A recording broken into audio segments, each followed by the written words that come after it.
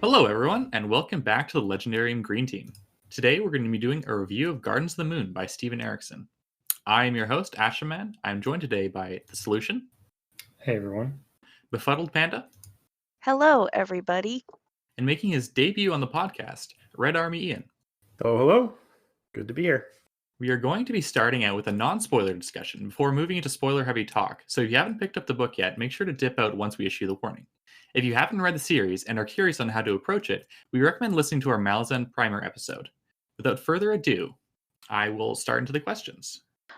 There is one thing, which is we didn't give a synopsis of what Gardens is about. Should we?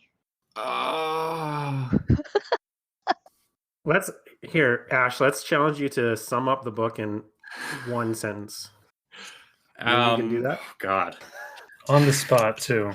Gardens of the Moon is a story that has a beginning, middle, and an end. And things happen. And God, I don't think I can even give a synopsis of this book. Do you want us to try? That's probably okay. Yeah, hit me with your best 1 sentence, 10-word description of this book. 10 words? 10 words? Yeah. How did you turn that fast? I'm hitting you with another I description. mean, I can do a run-on sentence, but... Who wants to go first?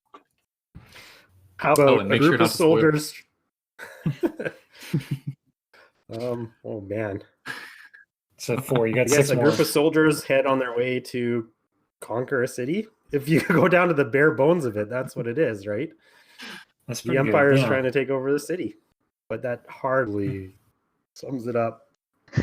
That could be I'll any give it a fantasy try. book. A character-driven story about sacrifice and really good action. Very good. Okay. I like that. He's a word under, even. I'm going to go with a series of events with good people and bad people. All right, that's it. That's 10. I got it. Yes. Okay. That sums up every Excellent. story ever. Yeah, no, we got to get synopsis of Gardens of the Moon in. I love it. So, Panda, what did you think about the world building? It was confusing, not going to lie. There was a lot of stuff where, you kind of just read it and you kind of just have to trust that things will get explained, but they don't always get explained in depth. And since it's a series, I just figured, well, it'll get explained later on, and I just need to be patient. So I came to terms with it pretty quickly that I wasn't going to understand everything that I was reading, mostly because I had spoken to you, Ash, and Huron in preparing to read the series. And I do think that not knowing everything in the first book will make reading the later books a bit more enjoyable, because then I'll be able to piece together or connect the dots of things that I've read before, and then having more meaning later on. Yeah, it also makes rereads very enjoyable. I'm noticing this now because on this read now, I know everything that's going on. I can see him setting up and seeding things throughout the book, and it's very fun. Soul, what do you think? It's huge. I definitely feel like we haven't scratched the surface yet as far as the first book. And I love the different races and how many there are and how the backgrounds go really in depth, which is really cool. Ian, what are your thoughts? I honestly love the world building. I think that it's probably the biggest check mark for this book for me. What I really like for the world building is the geography is great. You get this sense that the world is huge. There's continents everywhere. Even though we're focused on this one continent, you get a bigger sense of what's out there. The politics I found really interesting. And like Soul said, all the different species, they're unique species. They're not like the same standard elves and stuff. The magic system and lore is confusing as all else. It is crazy. Yeah. Yeah. Uh-huh.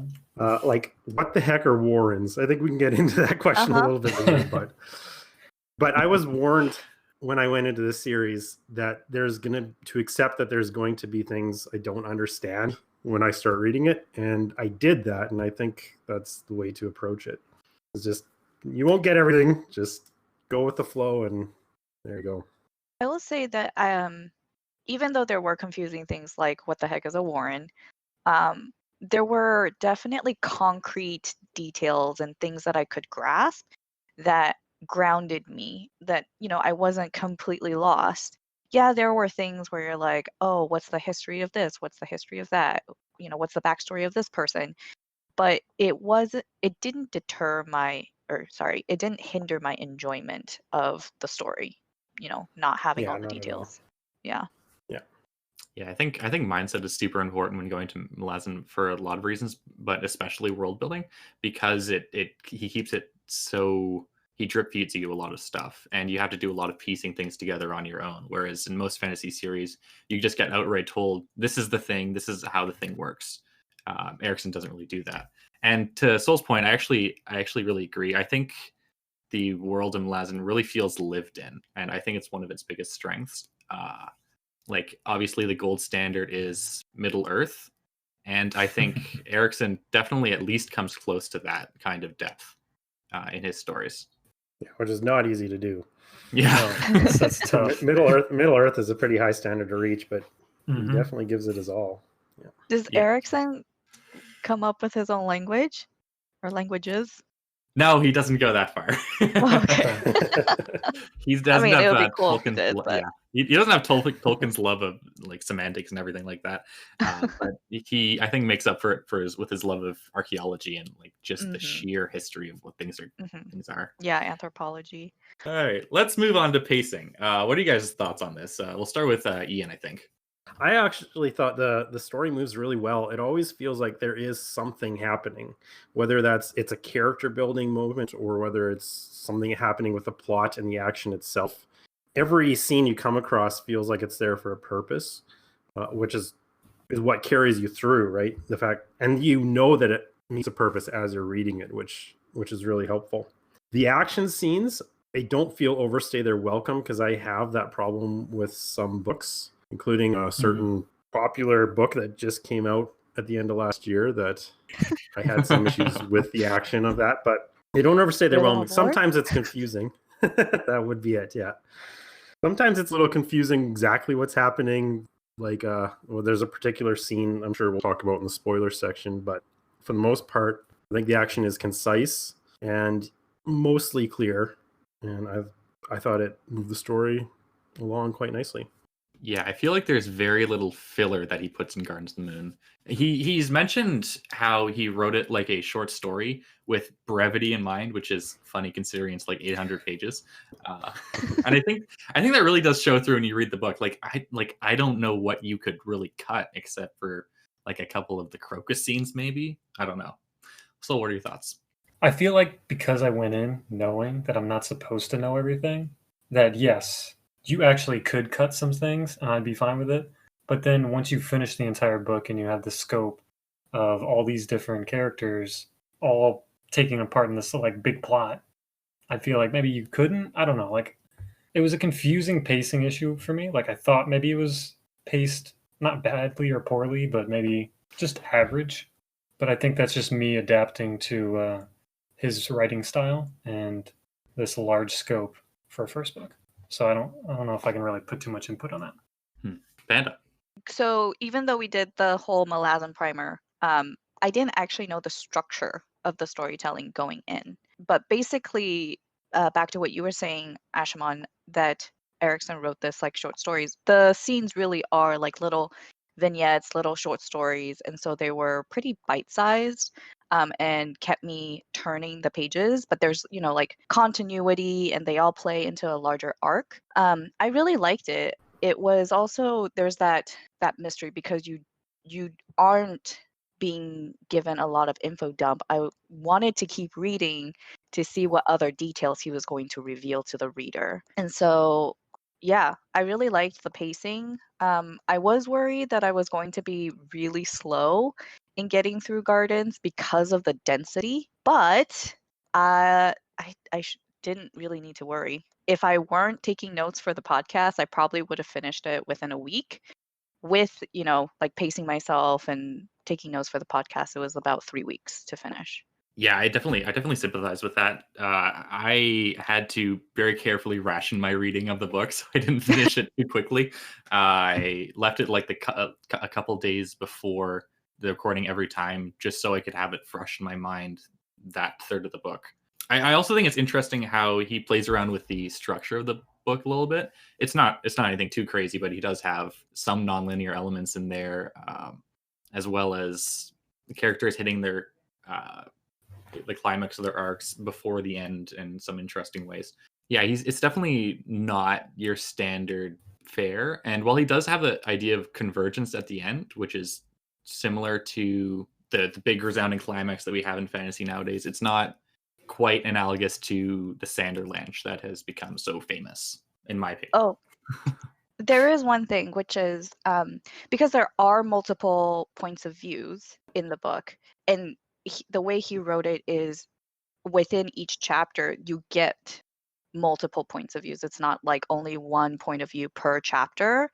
I actually really appreciated that, because when I've read other books where it was like one chapter or maybe a couple of consecutive chapters is only one point of view, and then you switch to another point of view for another few chapters, it can be pretty jarring, and you're kind of like, I don't know, it just like breaks up the momentum of my reading.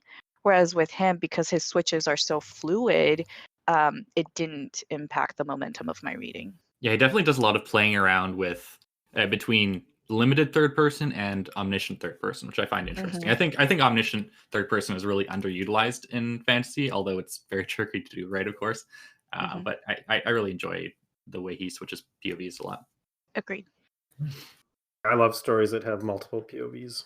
Yeah, it's more. It makes the world more rich, the story richer. Yeah. The only story that I can read these days that's one POV is Dresden Files, because Harry Dresden is such an interesting character, and he manages to keep the book somewhat short at least. But yeah, generally multiple POVs is definitely the way to go for fantasy. Yeah, especially epic fantasy, in my opinion. Yeah. All right, so Yeah, now can you imagine Wheel of Time if it was all random? I don't know that one, but oh yeah, right. I have not read Sanderson or Wheel of Time or any of those epic fantasy stuff. So this is my Okay, we'll first forgive you. real. Yeah.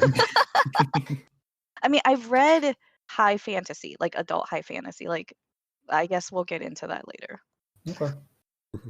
All right, so moving on to one of our listeners' questions, prompts. I'm not too sure what to call this one. But Mario Ho says, in a discussion relating to the complexity of the series and how famously difficult it is to get into.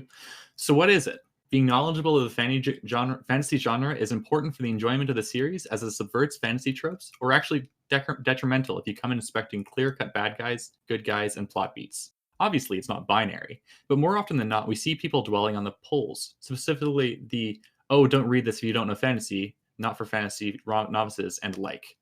In my honest opinion, I didn't trust the series to someone who's read Brothers Karamazov before expecting someone coming in hot from everything Harry Potter to enjoy the reading. Solution, what do you think about this? I think it's dense. I had seen on the subreddit for our fantasy that, this is a series that you don't want to go into blindly. And I tried not to. I knew and ahead of time. I even had a guide that was recommended on the subreddit, and I used that, which for me personally, that helped because it was so dense. And I would have had a difficult time of just not knowing anything, because that's not how I normally read fantasy, which is fine. You have to get acclimated to his style. So I just think it's very dense, and yeah, that's all I got on that one. Panda. I could write an essay to answer this question, and I kind of did in our notes. You definitely did. I will try to be concise. So this is what I was getting to, where I was saying, like, I haven't read that much adult epic high fantasy, but I have read adult high fantasy. Usually just like the first book of a series. I'm not very good at finishing series. I don't think Erickson does anything that's really that unique that it can only be found within the fantasy genre. Like, obviously there are the fantasy elements, like the magic and some of the world building, and warrens and gods and stuff, but sci-fi has a lot of similarities. I think somebody who's really into sci-fi and has read a lot of dense sci-fi, they would probably be totally fine reading this. There are morally gray characters outside of the fantasy genre, like historical fiction, especially like in World War II. Historical fiction, contemporary fiction, and thrillers have that too. The writing style is not unique to fantasy. His writing is very economical and efficient, and you can find that in any genre, really. So I don't think that it's saying like, oh, people who haven't read fantasy, like you can't give this book to them to read and they will enjoy it. I think it's more of like how experienced the reader is. So back to Mario's point, like if somebody has read, Brothers Karamazov, however you say that, or like, Infinite Jest, or any Dostoevsky, however you say that name. Dostoevsky? Yes, that guy. They probably have no problem reading at least Gardens, because I can only say the first book since that's the only book that I've read in the series so far. But like, I tried to read House of Leaves. I got to page like 23. I could not continue because one, it was really boring, which Gardens is not boring. Like there's so many things to No. keep you going. I read The Three Body Problem, which I think is more dense than Gardens. So if people have read that, like I don't feel like I couldn't recommend Gardens to them. So yeah, I'll stop there because I could keep going. And if you're interested in hearing more of my thoughts, then join Discord. Yeah, I bet you could go a lot longer on this, eh? Yes. I really agree. I think basically anybody who reads critically wouldn't have a terribly difficult time reading Gardens, whether they enjoyed it or not is another issue. Anybody who's read history, as I said in the primer episode, I think would have some appreciation for this as well. Like Erickson makes his sentences do a lot of heavy lifting, and I think that's where a lot of the difficulty is found these days, because like he expects you to find so much in the not just the text but the subtext, and a lot of writing in fantasy these days is a lot more explicit about what the writer wants you to get out of it. That it might be a bit jarring when you get to Erickson and then he's not really doing that. But anyways, Ian, what do you think about this? I think you've all kind of hit the nail on the head there. When I think about what makes fantasy different than just other reading, you think of what are the more fantastical elements, and so you think of the magic systems and all the extra powerful preternatural stuff that happens. And I'm probably not as well read in fantasy as some people, but I've read major series, and I still didn't understand any of that stuff with this book. So, hey, just go for it. That's what I say. I think one of the things that might dissuade some people is simply the length of the series, right? Because it's a 10-book series that's massive. Each book is pretty huge, and so I think it's more about if people are conditioned to sink their time into something that big. So maybe not fantasy necessarily, but do you read long series, and are you ready for something like that? Yeah, I think and that's a good point. It's not just 10 books, but there's a spin-off series, there's a prequel trilogy, and there's a sequel trilogy that's being written right now. Yeah. Wow. All of which are great, by the way, and everyone should read them if you're interested in the Book of the Fallen. But that's a talk for another day. One step at a time here. One step at a time. Yeah. I'm only committing to the main series, only the 10 books. Yeah. The main We'll 10 see is what how I'll I do for feel me. after that. Mhm. But to your point, Ian, like I think it really does depend on what the reader wants to get out of the book that they're going to read, right? If they just want something like quick, really enjoyable, fast-paced, yeah, don't give them Gardens. But if they are open to, if they want something to really sink their teeth into, where it has a lot of reread potential, then I would totally recommend that. Yeah, and his somewhat infamous foreword to the Gardens of the Moon that he's written, Erickson makes the point that his books aren't lazy. Right. which is not meant as a derogatory term to anyone who doesn't want to read it. It's just, it's not like a popcorn book. It's not a turn your brain off and enjoy it kind of thing. Like it's not the Transformers movie of books, really. Which I love, and I'm not ashamed to say I really enjoy the Transformers movie franchise. If you think less of me, well, that's your problem. No comment. Yeah, we'll save that for another podcast. But yeah, I mean, I would say I did have to pay attention more to my reading. Like I couldn't just, my eyes can't just scan the page and be like, oh yeah, I read it. I had to actually like pay attention. Yeah, and be willing to go Yeah. back and reread parts that you've gone through already. Right. I read a lot slower because of all that. It was a longer read than it normally takes me. So Yeah, absolutely same. All right. What did you like most about Erickson's writing style? Was there anything you didn't like? Panda, we'll start with you. Yeah, so I mentioned this already, the economic inefficiency of his writing. He just conveys so much information in very few words, and I really appreciate that. What I what I didn't like, and I brought this up in our chapter by chapter review, he doesn't do romance well. At least not in the first book, and from what you guys have told me, he just doesn't do, that's not his forte. And you know what? I'm fine with that. Although I do have to say, if there are going to be big like plot points that are tied to romance and the romance isn't done well, yeah, I'm not gonna like that. I'll let you read and find out on that bit. But yeah, it's generally acknowledged that romance isn't his strong suit in the series. And I think it's like I have a tough time with romance in general because I don't know, I'm a guy and I don't have feelings, right? right, definitely. Exactly. But like, I don't know. Maybe it's just because I haven't had many that are written well in fantasy, but I like romance is not something I ever look for. But hey, if there's a well-written romance, then like that's cool. That's nice. I'm gonna do a little plug here. We have an upcoming episode that we're gonna be doing about romance in fantasy and sci-fi, which Ashaman, I'm gonna challenge you. One of the recommendations we make, you will read it, and then you will let us know your thoughts. I can do that. Yeah. There you go. Nice. Ian, let us know what you think.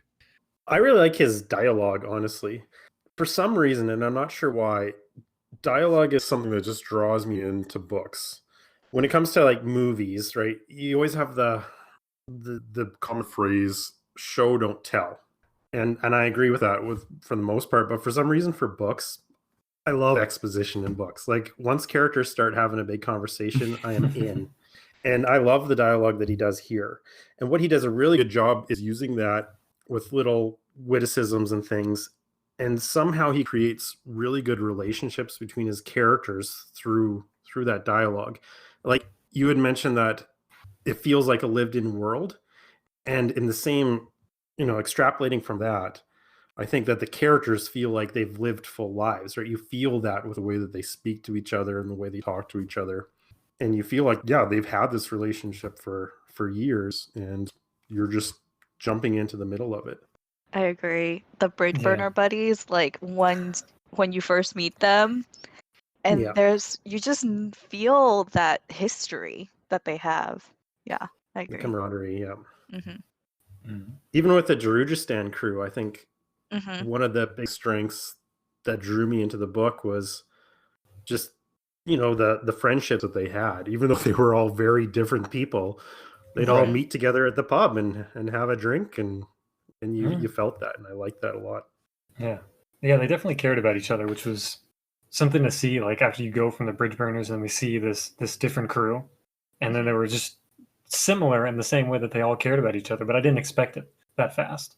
I thought it'd be like, Crocus would get to know slowly a couple people. It's like, no, he's already like best buds with all these guys, and they're really looking out for each other. Yep.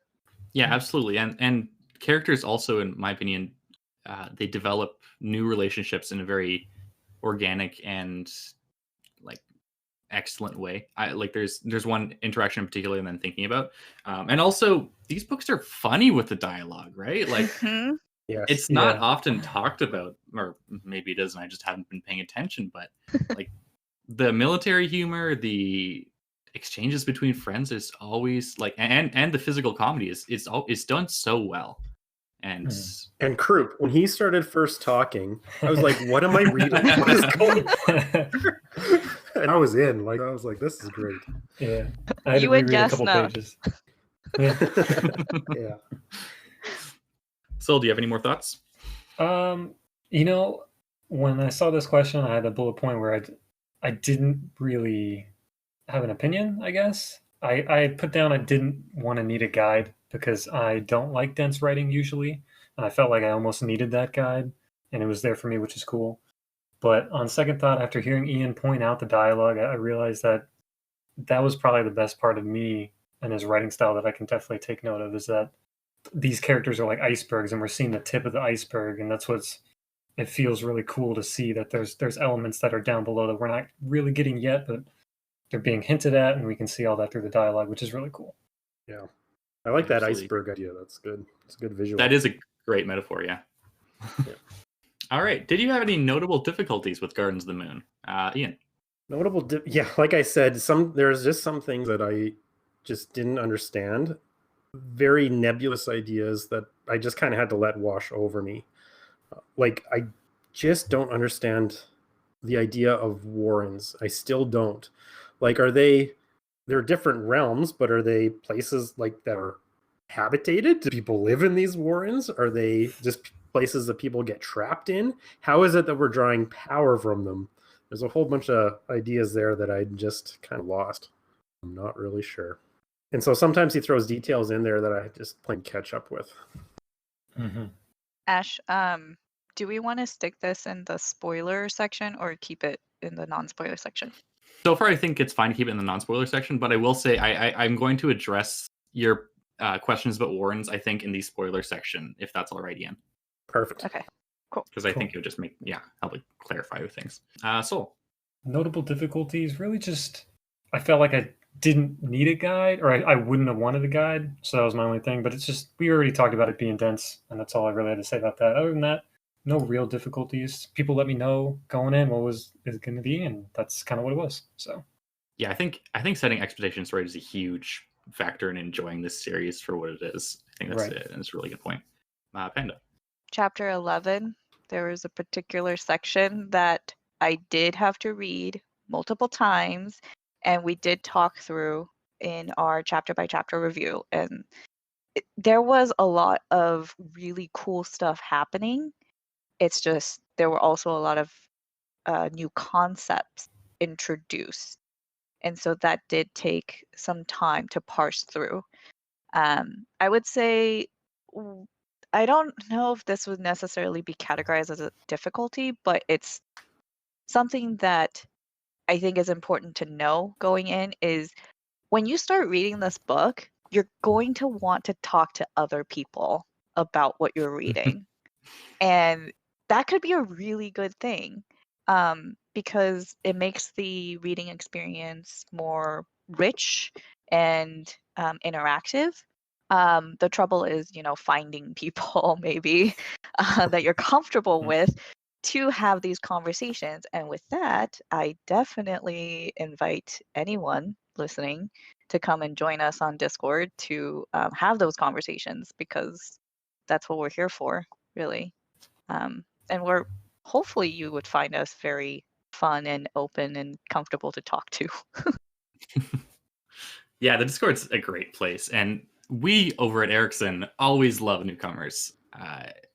Shepherding new people through the series is one of my great joys in life, it seems.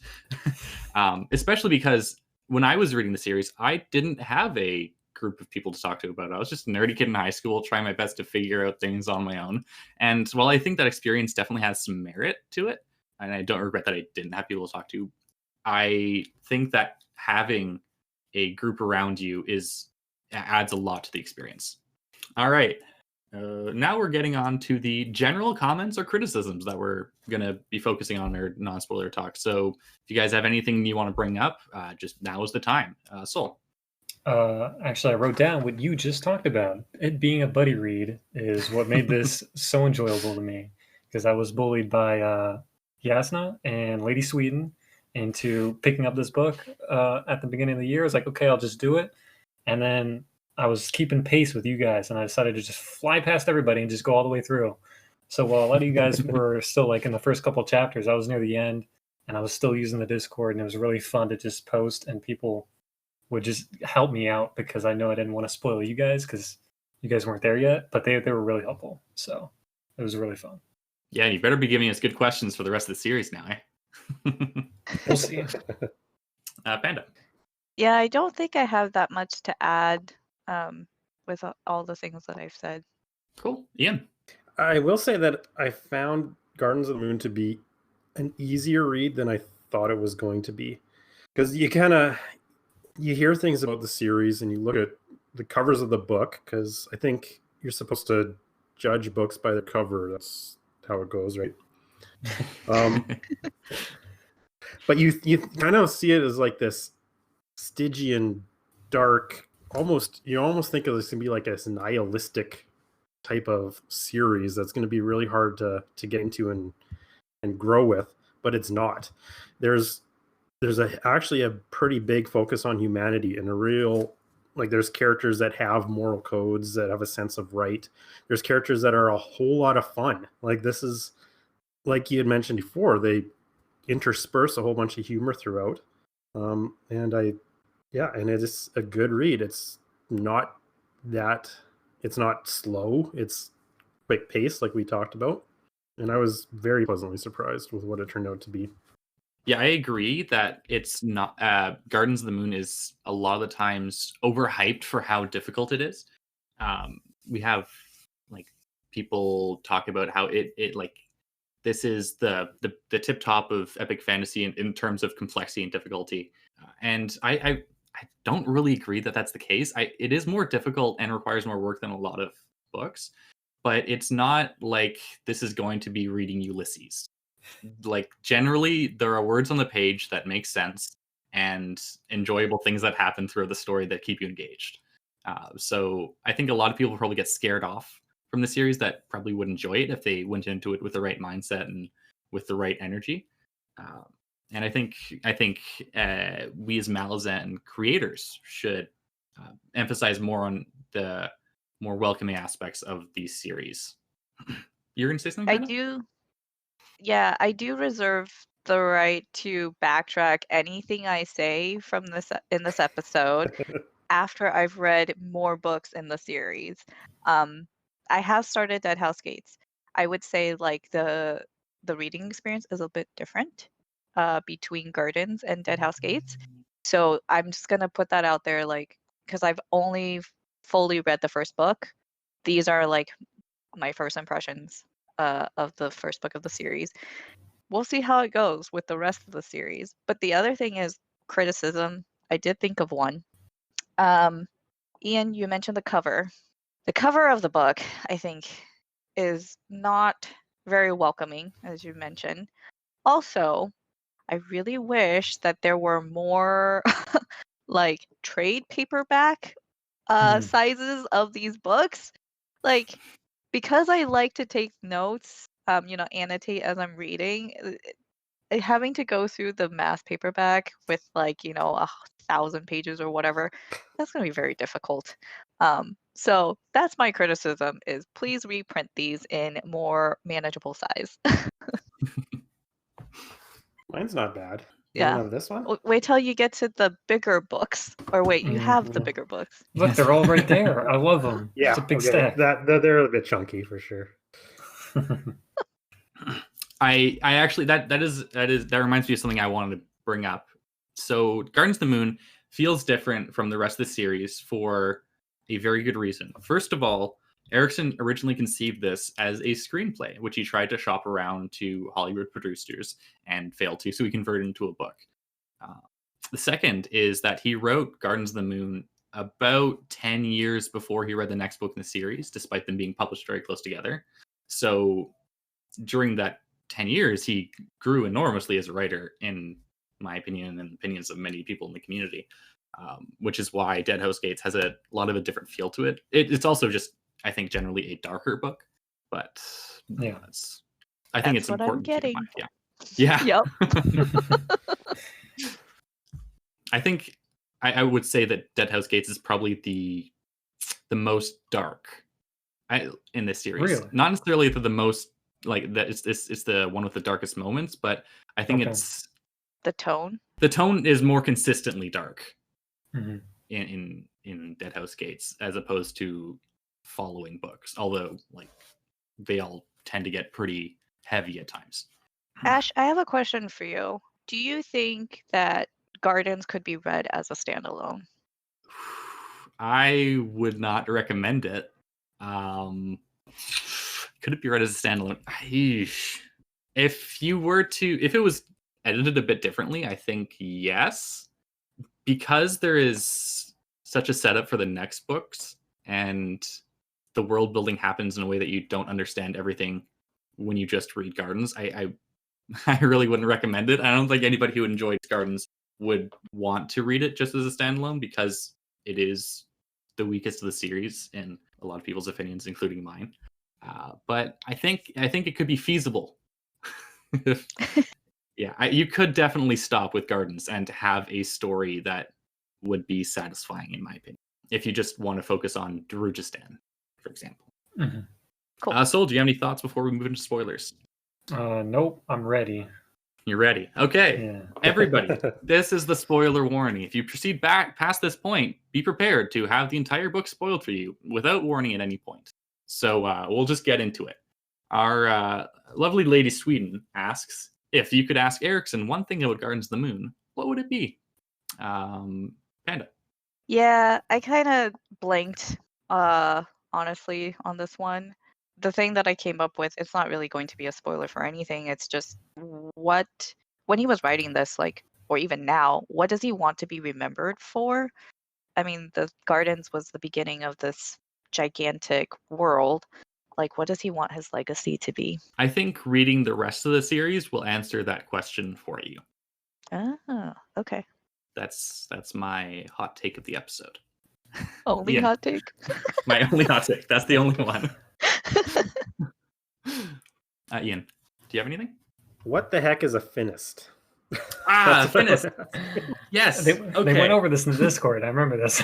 Yeah, and we went over in chapter by chapter review, so make sure to check out the last episode if you haven't. But in short, a finist is a magic battery that Race's magical essence was put into, essentially.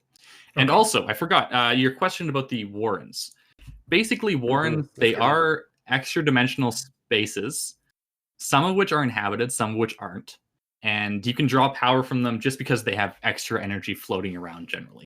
It's like not super clear on how that process works because Erickson does prefer soft magic over hard magic. But essentially, yeah, a Warren is just another place with different laws. Some of the Warrens look nothing like our worlds. Some of them are pretty similar. And so it's sort of like, is it sort of like the Superman gets his powers from our yellow sun because he's from a red sun? I wonder if it's something similar to that, right? We draw from energy from one world because it's different from ours. It's more power, or from theirs, it's more powerful. That's what I'm going with. That's. Are you gonna raffle us? I think that's a fair way to think of it. But Warrens definitely get explained more in later books, especially in Memories of Ice. So pay attention for that. Sol. What was the question? Sorry. What would you ask Erickson about Gardens of the Moon? Okay, right. I was really angry when this scene happened. I think it was like halfway through the book, and they killed Tok the Younger, and I refuse to believe he's dead.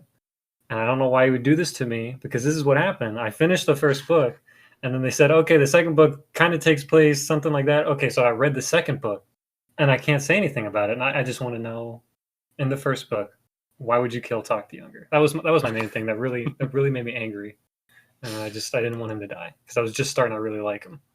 And that's the only thing. With you. I have no comments on this. Okay. I refuse to believe that Tok is dead.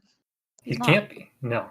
You don't send somebody in a portal the way he did and have him close the warrant, and it's like a different place. It's like, no, he's got to come back. I know he's got to come back. Just don't know when. Yeah, I don't know when or why or how. It's like the Legendarium podcast always says, if you don't see the brain matter, You can't It's true. assume. Yeah. Also, Ash just is I, not saying anything. I feel the need to inform readers of one more thing about Gardens of the Moon and Dead House Gates. So originally, when he was writing the sequel to Gardens of the Moon, it was going to be Memories of Ice. But I think when he was very significantly into it, or he was finished with it, he lost all of his data on Memories of Ice and had to start the book completely over. And he was Oh, like, man. I can't do this. So Yep. he instead switched to doing it Dead House Gates first. And in retrospect, he likes that he did it that way, because this series is one where you're jumping around to a lot of different places, and he does it later on, especially in book 5. You get a new cast of characters, new continent, basically. And this was basically a good way to set readers up for that expectation. But yeah, I just want everyone to think about how heartbreaking it would be to have all of your writing for an entire book lost. That's to do it all over again. I think that really kind of just shows his character, like as a person. He's he persevered. Yeah. He picked himself back up and he tried again. Yeah, like props to Erickson for doing that. Honestly, I would be so sad. Well, if he didn't, we then did Panda's have- question about whether or not this is a good standalone would be the reality if he didn't keep going. Yeah, exactly. Yeah, that's true. We did have, so Huron and Yasna is not on this episode, but they also did have answers for Lady Sweden's question. I think Huron just wants to interview Erickson, like do a whole full-on interview. He wrote so many like questions. 5 questions. But some of them were like, which Gardens character did Erickson find easiest to write, and which ones were the most difficult? Why were there Garden of the Moon isms that are not included in later books, such as the bone phone, which I believe, as Yesna pointed out, is coined by 10 Very Big Books, the podcast. Huron would also ask, like, what part of the world building was already done from the RPG, and which ones did he have to make up as he wrote?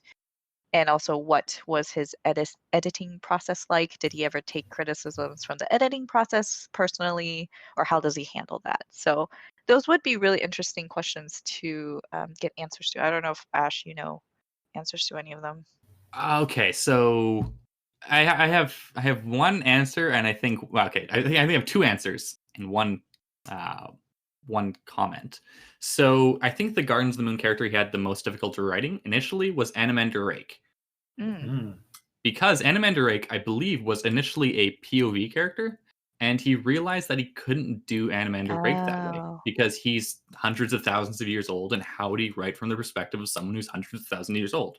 Erickson is not 100,000 years old, or as powerful as many deities. But so is Tool, right?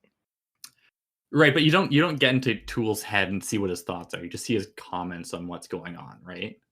Okay. Sort of like Anamander. Right. Good point. What worldbuilding is already done? I would like to go through Erickson's entire catalog and ask him specifically which of this was gamed. I know a few things, but I'm so curious. I want to know everything. Now, as for how he responds to criticism, Erickson, I think, is good at taking criticism he feels is valid and completely disregards that which he doesn't feel is valid. And he, in fact, wrote, I think, an entire essay on the subject that you can probably find somewhere, where he basically decides he's had enough of people making bad criticism of his work. So he's just going to write an essay and set them all straight. Which it's a very healthy approach. Yeah, I really like it. Authors have a tendency to put their work out there and then never respond to criticism, or respond very poorly. And I think there's a lot of space in the culture to have more of a dialogue on books and their criticisms between authors and the audience. Like, obviously, if an author isn't interested in that, then that's fine. But for people like Erickson, I love the idea of him expounding on decisions, defending certain ones that he made that might have been controversial. I think it raises very interesting questions for Death of the Author, which he has written another essay about on his blog. If you guys are interested, Okay. yeah, that's all I have to say about those things. Okay. And then Yesna, his question was, how would you write the Azith Finest sequence differently if you wrote it today, or would you leave it as is? And I think I actually have the same question too, because we talked about this in our chapter by chapter review. It was pretty much just kind of thrown in at the end. And it felt very much like just set up. One comment there, and if you read his forward to Gardens of the Moon, you probably already got this. He hasn't addressed this criticism specifically, but what people have asked him about revisions, and his answer is he doesn't know where he would start. He doesn't know what he would change. Rewrote Gardens of the Moon. Yeah, that's totally understandable. Yeah. I mean, he already wrote one book twice, so that's true. That's at least what he wants to do. All right. Next question. What was the most surprising part of the book for you, Ian? I think it was Tattersail, right? When she died or whatever happened there. Because it was in a weird place in the book. It was kind of just thrown in the middle. And it wasn't even like the end of a chapter. It was like in the middle of a chapter somewhere. And she was established as a pretty main character up until then. Mm-hmm. And so when she gets into that fight with, is it Bellardan? And I'm like, what just happened? And then of course you think, well, of course something would have happened to save her, but then who is it that ends up finding her again? Is it Perrin or Perrin? I'm a little unclear. Yeah, he ends up finding her in the desert again, and that was surprising because I was expecting her to hang around for a while. And I'm a George R.R. Martin fan, and I was taken aback. Yeah, Tattersail's death was also pretty surprising to me, but I really like where he goes with it. I like the concept of character being reborn, and well, you'll have to see what Silver Fox gets up to later.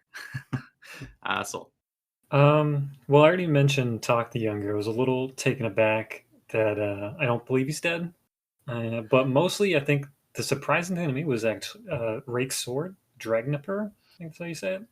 Mm-hmm. That it enslaves people for however long, eternity. I thought that was very surprising. It was a cool use of a sword that's kind of, I guess, connected to a warren or something. I'm not really sure how it works. But I thought that was that's what took me back. I was like, okay, that was really cool. Nice. It's a creepy scene. Yeah.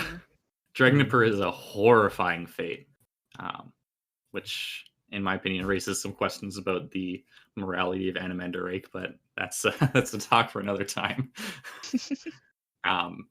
As for your questions about the nature of Dragnipur, you'll have to read and find out. Okay. Panda. Yeah. I was both of what you guys said, Ian, and so those were surprising. I think specifically for me, that part in chapter 11 was just nothing. I was not expecting it. So that was the most surprising. Yeah. After that, can you just clarify? Okay. Sorry, yeah. Can you just clarify? Chapter 11, yeah. Chapter by chapter. Mm-hmm. Yeah. So it was the whole Krup's dream, and there was the Silver Fox, and Kroll was there, and Tattersail basically gets reborn into this child that's also a soul taken, maybe. Still not 100% sure. But I think it was just after reading that scene, I was like, all right, anything goes. Like, I'm just so open-minded. Everything else that comes after, I'm just gonna be like, yep, of course. Yeah, that's fair. I'm going to add that I really appreciate how Erickson does magic in some unexpected ways in this series. Like you mentioned, like anything goes now. He draws on a lot of different cultural practices vis-a-vis magic. And you definitely see that. There's a lot of non-standard magical things that characters do. Like Quick Ben uses a lot of props when he's doing magic, which you don't see very much of nowadays. And there's a lot of very shamanistic vibes to some characters' magic use, and just things that you don't get to see very often and seem very creative, which I appreciate. And being open, like how he traps Hairlock into a wooden puppet. Yeah, Yeah, very which is interesting. just a creepy image. Like, Just picture a Chucky doll running around all the Malazan. Yeah. Oh my god. Great. Now I have that imagery in my head. That's not what you thought as soon as that happened? No! Okay. I thought it was like I'm a sorry. faceless little wooden marionette kind of thing. and Yeah, but now I mean, I have instantly Chucky. go with it. Yeah. There you go. You're welcome.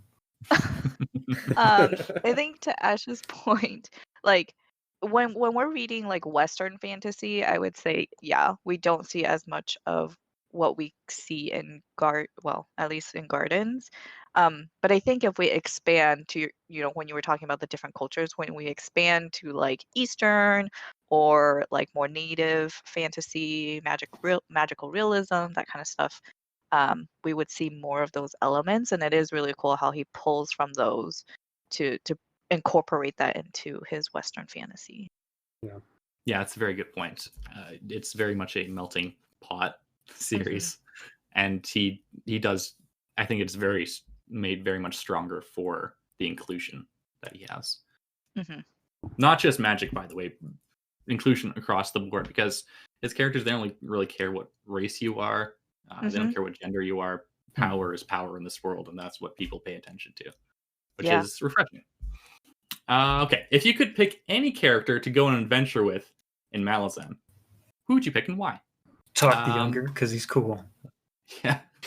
And he's not dead. So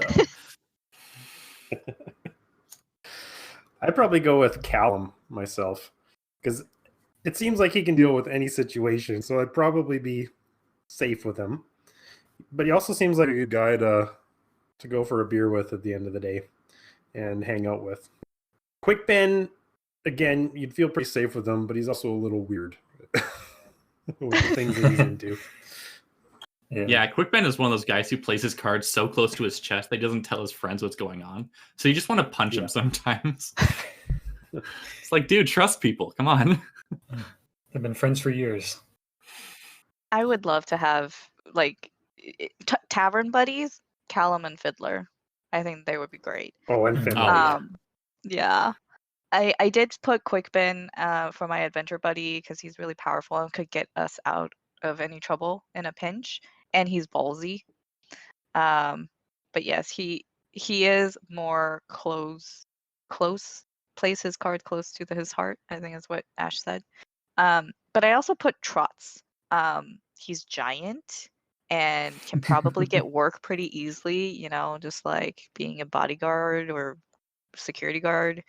And he can protect me. Yeah. I don't know how well he can carry conversations, but Probably. I mean, if you got a lot to say, then he's perfect. okay, yes, I have a lot to say. Thank you. I would. This is difficult for me because I like so many characters, and there is one character later on that would be hands down my favorite for this question. But for Gardens of the Moon specifically, I think I'd probably pick Tool because I just find him so funny. That's a great and also choice. he doesn't need a sleep. He's been alive for a long time, so he's seen it all. Good point. Yeah, he doesn't talk too much. He'll never get annoying. And he's uber capable in the combat department. Great pick. Yeah. Thank you.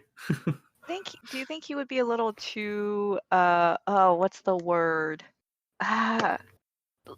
Indifferent. Not if you're his friend. Okay. Yeah. Because he can be quite the cuddle bear. Oh, is that coming up in the next few books then? Metaphorically speaking. Okay. Okay. I was like, what? He's a bit bony for physical cuddles, but for emotional cuddles, he's great. Cool. I'll keep that in mind. All right. Favorite moments in the story, everyone. I'll go. Okay. Rake changing into a dragon.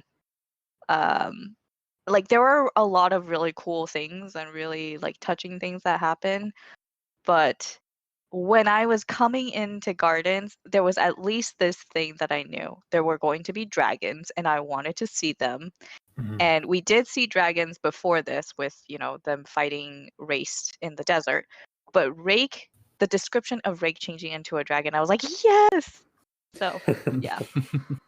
Yeah, Erickson does a lot of creative things in the series, but like you gotta have dragons in epic fantasy, right? Like everyone does it. Mhm. You just can't. You can't break that trend. something? Is that something that Rake can do? Is that something that all Tistandi can do? It is something that Rake is a soul taken. Or... Okay. So that's why. Okay. I didn't know his that. soul taken form is that of a dragon. Oh. Right. So you'll learn more about that later, but Mhm. it's not something every that Tistandi can makes do. sense. No Tistandi. Okay. Ian, your favorite moment? Oh boy. I don't know that I've got one. There's some scenes that are more abiding than others, I would say. I think right off the bat when Shadow Throne and what's the other guy's name? Oh, I cannot remember. Cotillion. Yeah, Cotillion and Shadow Throne. When they first meet Sori and then they send the hounds off down the road, that image just sticks with me, right? They're going off to do who knows what. Yeah. I really like the scene between Paran and Cole, because Cole suddenly opens up as this like very interesting character who was normally just the drunk guy whose head was on the table all the time. Tool's arrival was super creepy. Just that image of him rising out of the ground all of a sudden. Yeah, so I think there's lots of scenes like that that just kind of linger with me. Oh, and the boat scene. The scene where they're trying to drag the boat without putting it in the water first. Yeah, that's a great scene of physical comedy in my opinion. And actually, I was going to bring up the Cole and Paran scene as an episode of one of the quick relationships that feel very, very organic and very well deserved. Because you get to see their entire relationship. Paran walks in and Cole and him have a frank, honest talk about where they are in their lives, and it feels so genuine because like everyone's had that experience, right? Where you're just like sitting down with a stranger and you get way too deep into talking about your lives, and then You mean like us? Yeah. Oh. Soul, hit me with it.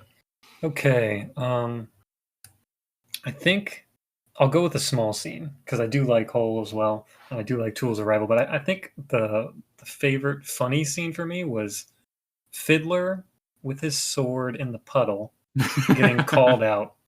Because that's the first time I dropped the book and I just laughed really hard because it was just perfect. That's it. I'll go with the funny scene. Yeah. Fiddler on the roof. Fiddler on the Roof. Mm-hmm. I really liked when we got to have Race coming out of the barrow because he's just so cool when he does it. I mean, he's very dramatic about it, and I like people who are unironically dramatic. So, yeah. Well, okay. General spoilery thoughts on the book. What would you rate it? I give it 5. Out of? 5. Oh, Okay. Okay. Thought that was out of 10 for a moment. It was just... No, it's only 5 stars out of 10. It's not perfect. As if you've listened to the chapter by chapter, you'll hear some of my criticisms. But I really appreciate the thought that went into how intentional the writing was. I had a really good time, and part of it is not just the book itself, but it's like the reading experience that I had. And the other thing is like there's so much to talk about. Like we've spent, I don't know, 6 hours going chapter by chapter talking about, this one book, and we can definitely go on and on and on and on. So there's just I see the appeal, and I think it's worth 5 stars. Okay. Got nowhere to go but down now. Yeah. On the weakest, what's regarded as the weakest entry in the series. Yeah. Yeah. I'm excited to see your thoughts on the next books. Ian.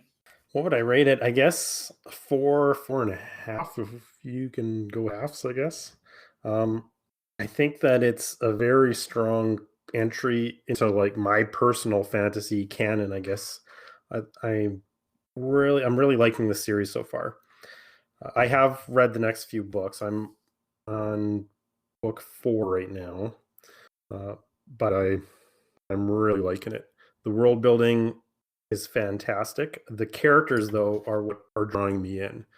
There's just so many great characters that I'm not necessarily relating to, but they feel like fully formed characters to me, and that's usually what I look for in a story. I don't know if it has that X factor that like bumps it up to a 5-star for me, but I don't know. Maybe if I go back and read, I'll do a reread of it. I'll change my mind on that. And I think it's well paced, like we had said before, and really strong. Yeah, I think it's a really strong book. I don't know. That's a Nice. pretty general explanation, but No, I think it's good. I guess I personally will would say rate one it- more. Yeah, you go ahead. I was just gonna say I do think it does a really good job of capturing sense of place and a sense of mood, I guess.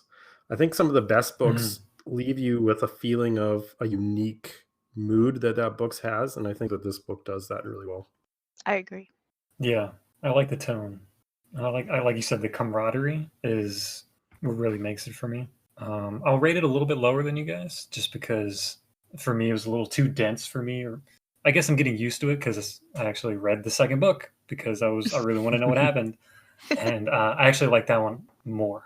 I'd give this one I like agree. Dead House Gates, very good. I'll give this one like a 75 out of 100. Like a Goodreads 4. Like I would not rate this a 5 in my opinion. For me, I know I could see where some people would, but it's just not my type of book. That'd be that X factor, like Ian said. That's a 5 for me. But like a Goodreads 4, which is not like a Goodreads 2 or something. But you know, it's yeah, I give it like a 75. We'll go with 75 out of 100, a better scale. Personally, I always really struggle with ratings because I have such a hard time ascribing a numerical value on something that I enjoy. Mm-hmm.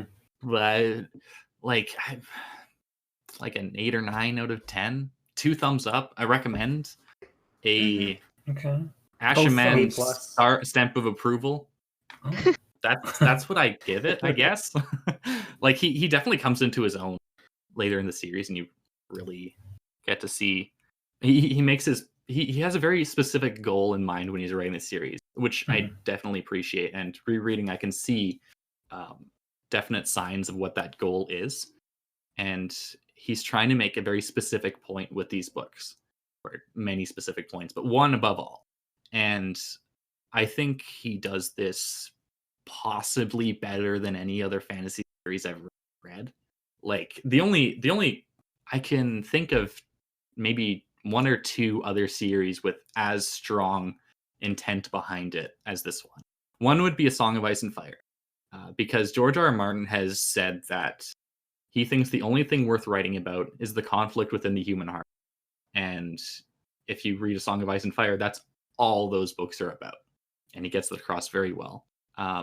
The one that I would maybe put here is Stormlight Archive, which is a big focus on self-improvement and becoming a better person from a very flawed place, and has it that damaged people are still worthy of, they can still do incredible things.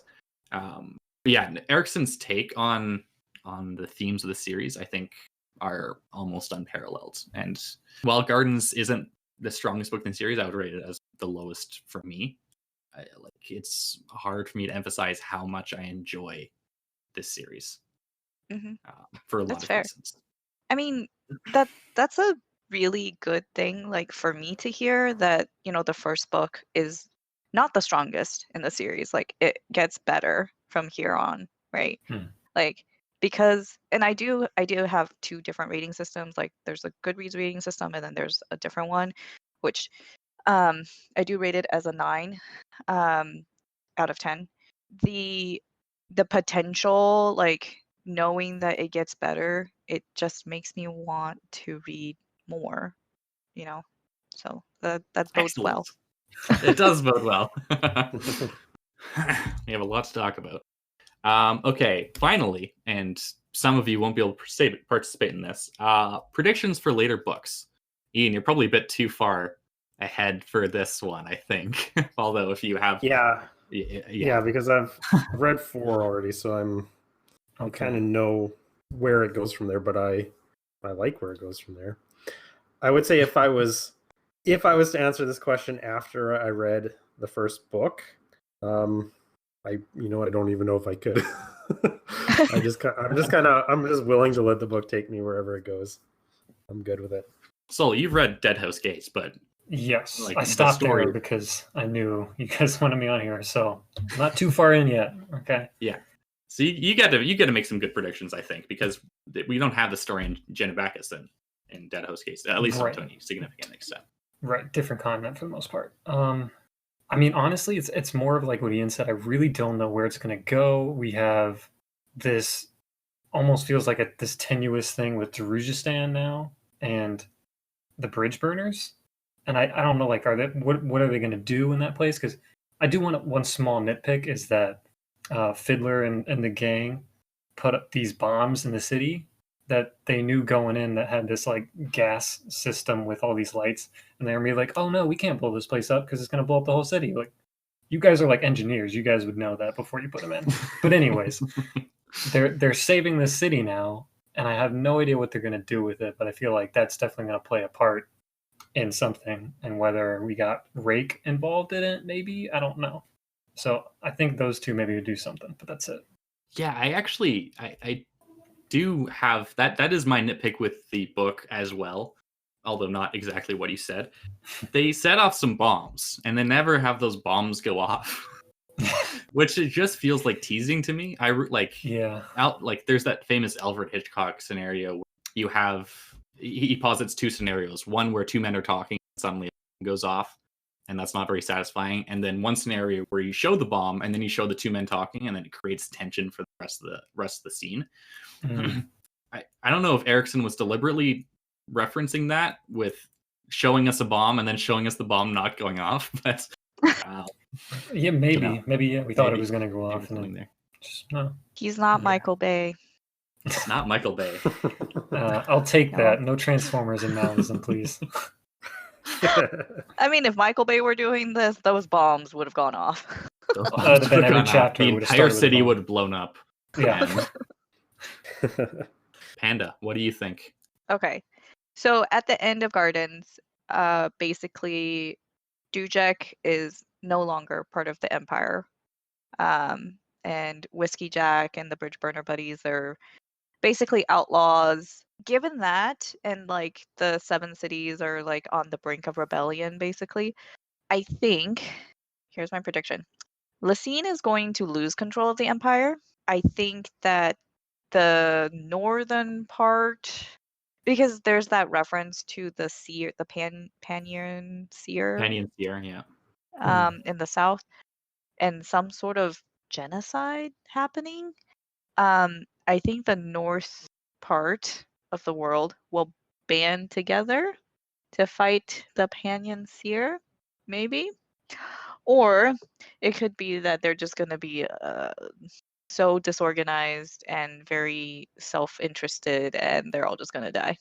There's that too. Excellent. Yeah, okay. Before we go, does anybody have any closing thoughts? I'm pumped. I'm ready. I've already started Dead House Gates, and I'm very excited for our first episode of that. Yeah. Yeah.